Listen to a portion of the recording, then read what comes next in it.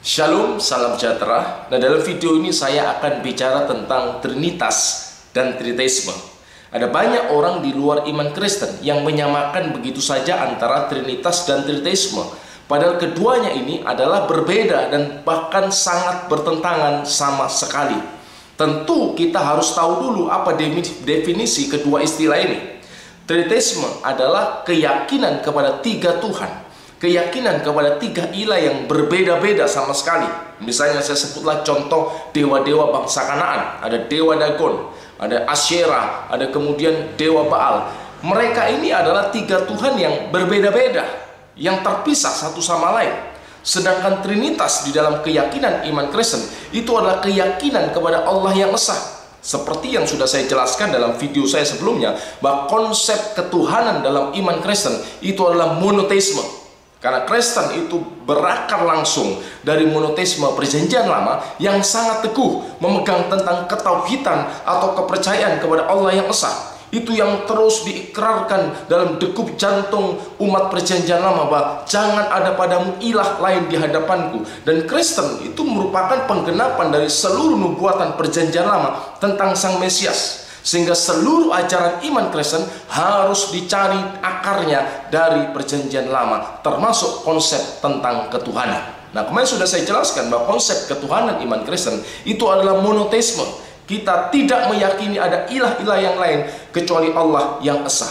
Nah, jika demikian, ajaran iman Kristen tentang Trinitas itu harus dilihat dalam frame atau bingkai monoteisme perjanjian lama. Karena memang Trinitas itu tidak berbicara soal keberapaan Allah.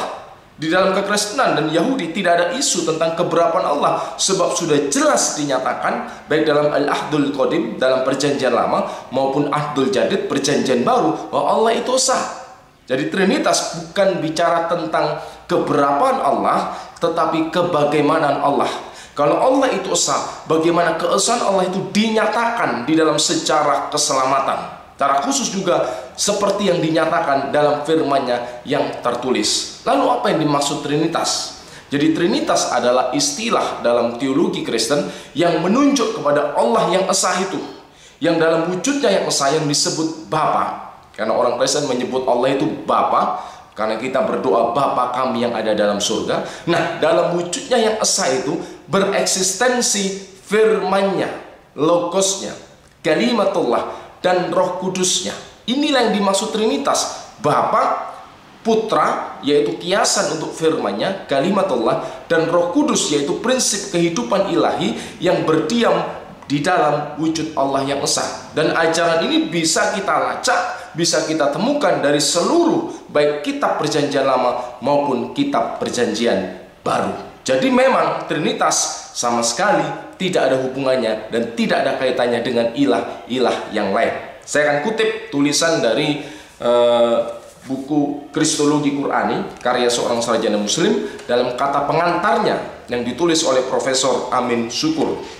Nah, ketika beliau meresponi buku ini, menanggapi buku ini dalam bentuk kata pengantar, dikatakan buku ini mengungkap bagaimana sebenarnya para murid Yesus merumuskan ketritunggalan ilahi dalam keesaan wujudnya yang nusul firman-Nya sudah menjadi manusia dengan menisbahkan Allah, firman, dan Roh Kudus dengan istilah-istilah teologis seperti ousia, jauhar atau zat. Jadi ousia itu adalah bahasa Yunani, bahasa Arabnya jauhar atau zat, bukan zat padat atau zat cair. Istilah zat di dalam ilmu teologi itu menunjuk diri Allah, wujud Allah itu, dan hipostasia atau sifat.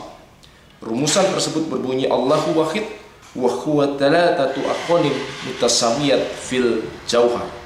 Allah yang esa memiliki tiga hipostasis yang sehakikat dalam jauhar dan zatnya.